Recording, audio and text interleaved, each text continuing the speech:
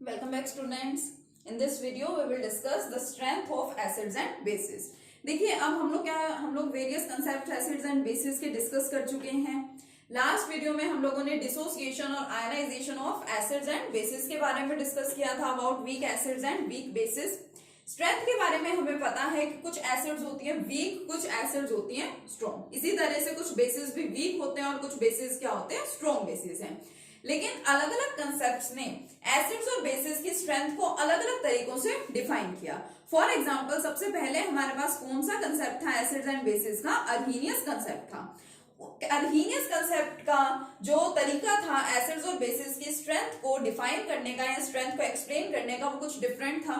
Brønsted लॉवरी concept ने कुछ अलग तरीके से एसिड्स एंड बेसिस की स्ट्रेंथ को डिफाइन किया. तो हमें वन बाय वन इन्हीं कंसेप्ट्स को देखना है. तो सबसे पहले बात करते हैं अर्हीनियस कंसेप्ट की. अर्हीनियस कंसेप्ट के अकॉर्डिंगली किन बेसिस को स्ट्रॉन्ग बेसिस एंड किन एसिड्स को बोला गया स्ट्रॉन्ग एसिड्स. तो सबसे इजी बात, सबसे मेन पॉइंट तो क्या है कि इस कंसेप्ट ने ये बताया था कि जिन सब्सटेंसेस में हाइड्रोजन होता है और वो अपना हाइड्रोजन दे देते हैं, प्रोवाइड कर देते हैं दूसरे सब्सटेंस को when they are dissolved in water. Same था बेस के लिए, लेकिन बेसिस में क्या प्रेजेंट होता है? OH group, hydroxyl group present होता है. And when the base is dissolved in water they give this OH group. ठीक है, OH नेगेटिव आयन को दे देते हैं तो वो आपके बेसिस हैं. तो जो इजिली H पॉजिटिव दे देगा वो हो जाएगी स्ट्रॉन्ग एसिड. जो इजिली OH नेगेटिव दे देगा वो क्या हो जाएंगे? Strong bases. और जो easily H positive and OH negative ions को नहीं दे पाएगा, वाटर में डिसॉल्व नहीं करवा पाएगा, ठीक है, वाटर में सेपरेट नहीं करवा पाएगा, तो उन एसिड्स और बेसिस को क्या बोला गया? Weak acids and weak bases. लेकिन इसी कंसेप्ट ने एसिड्स और बेसिस की स्ट्रेंथ को डिसोसिएशन कांस्टेंट्स यानी कि Ka एंड Kb की टर्म्स में भी डिफाइन किया, जिसके लिए Ka या Kb की वैल्यू होगी ज्यादा. ठीक है, more will be the value of Ka and Kb, greater will be the strength of acid और बेस. जितनी ज्यादा वैल्यू होगी डिसोसिएशन कांस्टेंट की उतने ही ज्यादा स्ट्रॉन्ग वो क्या होंगे? एसिड होंगे या बेस होंगे. मान लो आपको दो एसिड दे दी जाए कि मान लो एक एसिड है हमारे पास A1, दूसरी एसिड है हमारे पास A2 और दोनों के आपको डिसोसिएशन कांस्टेंट दे दिए Ka1. इस वाली एसिड का तो है 1.25 into 10⁻³ और इस वाली एसिड का कितना है? सपोज इसका है 1.59 into 10⁻³. अब पावर्स तो यहाँ पे इक्वल है बट 1.25 एंड 1.59. ठीक है, तो 1.59 इज ग्रेटर यानी A2 के लिए डिसोसिएशन कांस्टेंट की वैल्यू ज्यादा है तो A2 will be the strong acid. A2 कैसी होगी? स्ट्रॉन्ग एसिड होगी एज कंपेयर्ड टू A1. ठीक है, ये पॉइंट हमें अच्छे से ध्यान रखना है. इसी तरह से एसिड्स आपने डिफरेंट टाइप्स की देख रखी है. लाइक एक तो हमारे पास हो गया सपोज HCl. अब HCl में तो सिर्फ एक H पॉजिटिव आयन है. एक हमारे पास ये भी तो हो सकती है H2SO4 जहां पे दो हाइड्रोजन आयंस हैं. हो सकती है हमारे पास H3PO4 फॉस्फोरिक एसिड जिसके अंदर मान लीजिए 3 क्या है यहाँ पे आपको दिखाई दे रहे हैं 3 H पॉजिटिव आयंस प्रेजेंट है. तो कभी भी डिसोसिएशन, जैसे हम लोगों ने इलेक्ट्रॉन्स की बात कर रखी है, इलेक्ट्रॉन्स के बारे में हमको पता है कि अगर आप इलेक्ट्रॉन्स का गेन या लॉस करवाना चाहते हैं, कहीं पे आपको बोला गया कि 3 इलेक्ट्रॉन्स का गेन कराना है, वो तीनों इलेक्ट्रॉन्स एक साथ गेन कभी भी नहीं करवाए जाते. 1 by 1 इलेक्ट्रॉन्स का एडिशन होता है. सिमिलरली अगर आपको बोला जाए कि 2 इलेक्ट्रॉन्स का लॉस कराना है तो लॉस भी एक साथ नहीं हो जाता, 1 by 1 होगा. इसी तरह से इस टाइप की जो एसिड्स हैं, ठीक है, उसके लिए मींस जो मोनोबेसिक एसिड्स होती हैं, ठीक है, उनके लिए तो क्या होगा? सिर्फ एक ही वैल्यू आप डिसोसिएशन कांस्टेंट की फाइंड करते हैं. लेकिन आपकी डाई बेसिक, ट्राई बेसिक, ठीक है, या उनको पॉलीप्रोटिक एसिड्स भी बोला जाता है. पॉलीप्रोटिक एसिड्स का मतलब पॉलीप्रोटिक बोल दो या फिर पॉलीबेसिक एसिड्स बोल दो. पॉलीप्रोटिक का मतलब जिनके पास ज्यादा नंबर ऑफ प्रोटॉन्स यानी कि ज्यादा H पॉजिटिव आयंस प्रेजेंट होते हैं, like this and this. 2 H positive है, 3 H पॉजिटिव है. जनरल वे में अगर मैं रिप्रेजेंट करना चाहूं तो मान लीजिए मैंने यहाँ पे इक्वेशन ले ली H2H. ठीक है, एक्वस है सपोज ये मेरे पास और मुझे इसका कराना है डिसोसिएशन. तो डिसोसिएशन कैसे होगा? एक ही पॉइंट में आपको यहाँ पे ऐसे नहीं लिखना 2H positive plus H2 negative. फिर आधी कंफ्यूजन यहाँ पे रहती है कि ऊपर सिंगल नेगेटिव चार्ज आएगा या फिर 2 नेगेटिव चार्ज. तो यहाँ पे डिसोसिएशन हमेशा 1 by 1 होता है. सबसे पहले एक H पॉजिटिव जाएगा, उसके बाद दूसरा जाएगा. तो जब पहला H पॉजिटिव जाएगा तो देखो यहाँ पे क्या बनेगा? एक रहेगा आपके पास H positive plus HX negative. अभी इसके अंदर भी हाइड्रोजन प्रेजेंट है तो यहां से भी हाइड्रोजन का क्या हो सकता है, डिसोसिएशन हो सकता है। अब ये एक बार तो डिसोसिएशन हो गया, इसके लिए हम डिसोसिएशन कांस्टेंट फाइंड करेंगे। कैसे करेंगे, Ka1, ठीक है, will be equal to H positive की कंसंट्रेशन, HX नेगेटिव की concentration and divided by H2X की कंसंट्रेशन। ये आपका फर्स्ट स्टेप हो गया, ठीक है, और उसके लिए डिसोसिएशन कांस्टेंट भी आ गया। अब आपका जो सेकंड स्टेप यहाँ पे रहेगा, वो सेकंड स्टेप क्या रहेगा कि अब हमारे पास HX नेगेटिव प्रेजेंट है और उस HX नेगेटिव में से भी आपको क्या कराना है, हाइड्रोजन को सेपरेट कराना है, ठीक है। तो मान लीजिए सेकंड स्टेप हमारा यहाँ पे क्या हो जाता है, HX नेगेटिव और यहां से डिसोसिएशन हो रहा है H पॉजिटिव प्लस X और यहां से क्या हो जाएगा, नेगेटिव, सेपरेट हो जाएगा, ठीक है। नेगेटिव एंड पॉजिटिव आयंस आपको अलग से यहाँ पे रिप्रेजेंट करने हैं, ठीक है। बट यहाँ पे एक पॉइंट और ध्यान दीजिए, यहाँ पे ये और देखिए, एक नेगेटिव चार्ज तो ऑलरेडी प्रेजेंट है, फिर दोबारा से सेपरेशन होगा तो चार्ज कैसा आ जाएगा यहाँ पे, 2 नेगेटिव, ठीक है। तो यहाँ पे सेकंड केस के लिए डिसोसिएशन कांस्टेंट फाइंड करेंगे, then it will be equal to concentration of the products to the concentration of the reactant. अब ये हमने रिएक्शन को 2 पार्ट्स में डिवाइड किया और 2 अलग अलग हमारे पास डिसोसिएशन कांस्टेंट्स आ गए, but the dissociation constant for the overall reaction will be equal to Ka1 into Ka2। ये होता है हमारे पास 3 स्टेप्स में। अगर आपका रिएक्शन हो रहा होगा, मान लीजिए Ka3 भी आपको फाइंड करना है, तो आप यहाँ पे मल्टीप्लाई में क्या कर देंगे, Ka3 कर देंगे। देखो मैं एक एग्जांपल के टर्म में अगर यहाँ पे सिंपल सा आपको लिख के दिखाना चाहूं, सपोज मेरे पास कौन है, सल्फ्यूरिक एसिड है, तो सल्फ्यूरिक एसिड का डिसोसिएशन ऑब्वियसली मैं कैसे दिखाऊंगी, H2SO4, ठीक है, एक्वस लिया मान लो मैंने, और क्या बना, H positive plus HSO4 negative.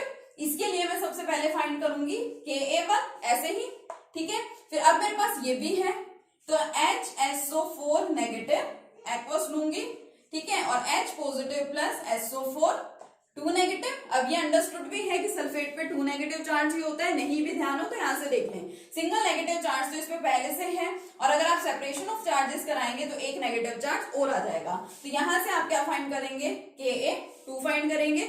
Overall reaction के लिए आपको Ka चाहिए, it will be equal to Ka1 into Ka2। 3 steps होते तो एक और आ जाता मल्टीप्लाई में Ka3, लेकिन हमेशा याद रखें, always Ka1 will be greater than Ka2, it will be greater than Ka3। Reason इसका क्या है ये आपको अच्छे से क्लियर होना चाहिए। देखो डिसोसिएशन कांस्टेंट Ka1 का मतलब कि फर्स्ट स्टेप के अंदर जो डिसोसिएशन हो रहा है वो ज्यादा होगा, मींस फर्स्ट स्टेप में सबसे ज्यादा क्वांटिटी में या अमाउंट में या एक्सटेंट बोल लीजिए, ये वाली एसिड क्या होगी, डिसोसिएट होगी। सेकेंड स्टेप में जो डिसोसिएशन हो रहा है ये डिसोसिएशन इतना ज्यादा नहीं होता, क्यों, क्योंकि इसमें देखो H पॉजिटिव आयन भी है और इस पूरी स्पीसीज के ऊपर नेगेटिव चार्ज भी है। Opposite charges you know very well attracts each other, तो यहाँ पे तो ज्यादा अट्रैक्शन है। अट्रैक्शन जहां पे ज्यादा होगा तो इनका सेपरेशन में थोड़ी सी क्या आएगी, डिफिकल्टी आएगी या फिर प्रॉब्लम आएगी। इसलिए हमेशा फर्स्ट स्टेप का जो डिसोसिएशन होता है वो इजी होता है, ठीक है। इसलिए डिसोसिएशन कांस्टेंट की वैल्यू ज्यादा होगी, जितना ज्यादा डिसोसिएशन होगा उतनी ज्यादा वैल्यू क्या होगी, डिसोसिएशन कांस्टेंट की होगी। और आगे आगे जब स्टेप्स बढ़ते जाएंगे तो डिसोसिएशन कांस्टेंट्स की वैल्यू क्या होती जाएगी, कम होती जाएगी, क्योंकि डिसोसिएशन कम होता जाता है। Okay, so it was all about the strength of the acids and bases according to Arrhenius concept. Okay, now let's study about Bronsted-Lowry concept.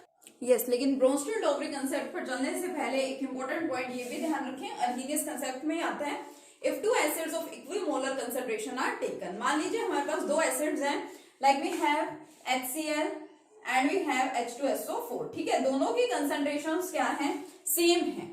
यहां मैंने जनरल रिप्रेजेंटेशन लिख रखी है, एसिड्स की जनरल रिप्रेजेंटेशन है Ha, तो फर्स्ट एसिड को ले लिया Ha1, सेकंड को ले लिया Ha2। इक्विमोलर कंसंट्रेशन है, जितना अमाउंट इसका है उतना ही मान लीजिए इसका है। सपोज बोथ आर 10 मोलर्स या बोथ आर 5 मोलर्स, ठीक है, बट इक्वल कंसंट्रेशन है, तो क्या होगा, स्ट्रेंथ ऑफ एसिड, जो फर्स्ट वाली एसिड है और सेकंड वाली एसिड है, इनकी स्ट्रेंथ का ratio will be equal to square root of Ka1 upon Ka2। Dissociation constants के रेशियो के इक्वल होगा इन दोनों के, लेकिन वो डिसोसिएशन कांस्टेंट कहाँ आएगा, स्क्वायर रूट में। इसी तरह से अगर बेसिस की बात करें तो यहाँ पे Kb1 अपॉन Kb2 आ जाएगा, ठीक है, तो ये इंपॉर्टेंट पॉइंट ध्यान रखना है। अब ब्रोंस्टेड लोवरी ने क्या कहा था, ठीक है, ब्रोंस्टेड लोवरी का देखिए अब। ये देखिए नेक्स्ट क्या है हमारा ब्रोंस्टेड लोवरी कंसेप्ट। सबसे पहले तो ये देखिए ब्रोंस्टेड लोवरी ने एसिड्स एंड बेसिस को डिफाइन किया कैसे था। इन्होंने कहा कि जो सब्सटेंस प्रोटॉन डोनेट कर देते हैं वो तो क्या है, एसिड्स हैं, और जो प्रोटॉन एक्सेप्ट करते हैं वो क्या है, बेसिस है। मींस इनके accordingly acids are proton donor. Bronsted Lowry concept में हमने पढ़ा था एसिड्स आर प्रोटॉन डोनर, वो तो प्रोटॉन डोनेट करने वाले हैं, and bases are proton acceptor. Bases क्या होते हैं, बेसिस प्रोटॉन एक्सेप्टर है, वो प्रोटॉन्स को एक्सेप्ट करते हैं, ठीक है।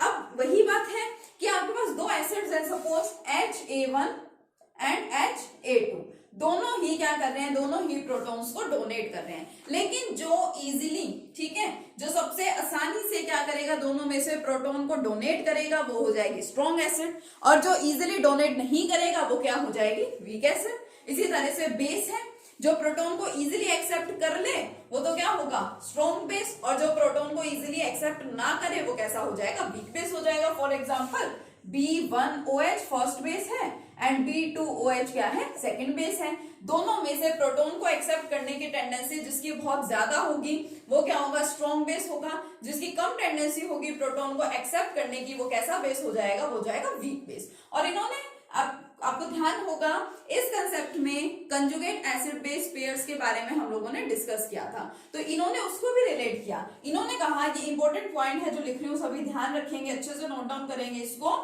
Strong acid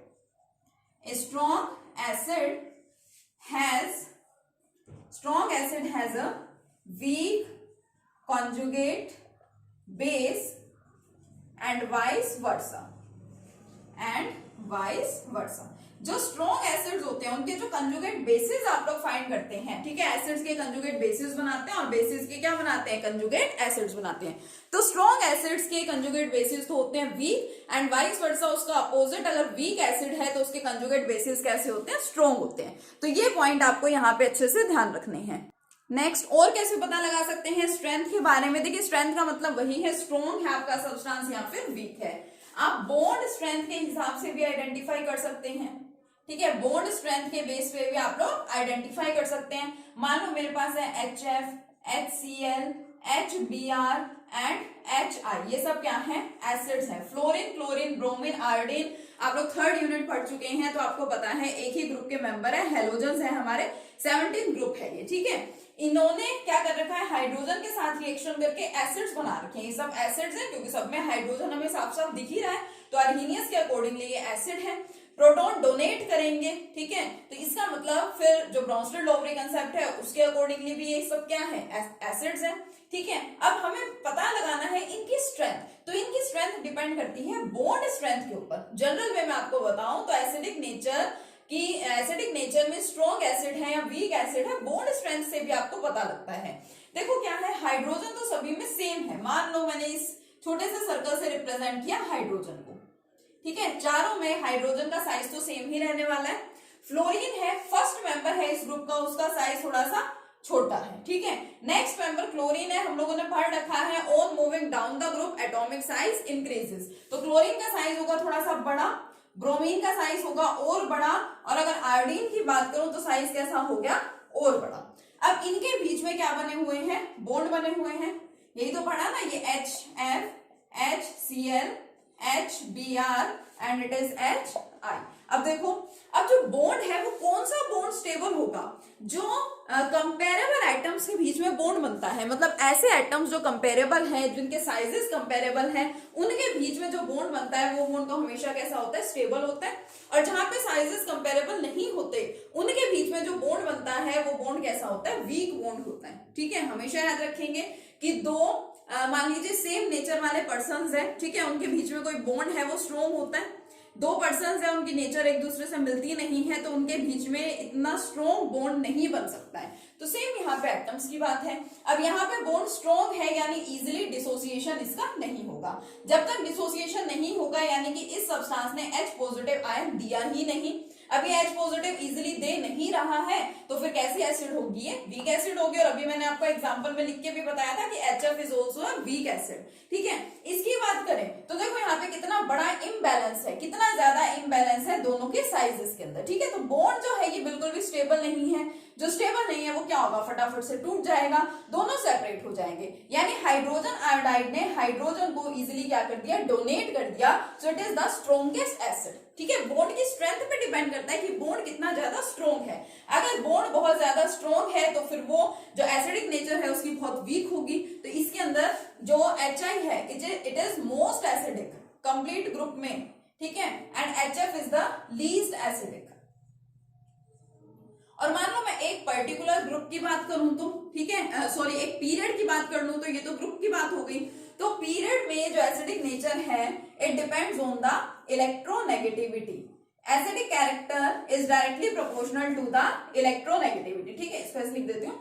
acidic character is directly proportional to the electronegativity. जिसकी इलेक्ट्रोनेगेटिविटी ज्यादा है उसका एसिडिक कैरेक्टर हमेशा आपको क्या मिलेगा, ज्यादा मिलेगा। तो मान लीजिए आपको कुछ सब्सटेंसेस दे रखे हैं तो आप इलेक्ट्रोनेगेटिविटी के बेसिस पे आइडेंटिफाई कर सकते हैं, लेकिन ये बात मैं किस केस में बोल रही हूँ, इन केस ऑफ पीरियड, ठीक है।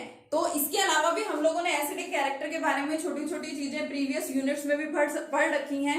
लाइक एसिडिक कैरेक्टर चार्ज पे भी डिपेंड करता है, जितना ज्यादा किसी पे चार्ज होता है उतनी ही स्ट्रॉन्ग वो एसिड होती है, ठीक है। तो हम लोगों ने यहाँ पे स्ट्रेंथ के बारे में डिस्कस कर लिया, एसिड्स और बेसिस की स्ट्रेंथ के बारे में। नेक्स्ट लेक्चर में मिलेंगे नेक्स्ट टॉपिक के साथ। Okay, thank you.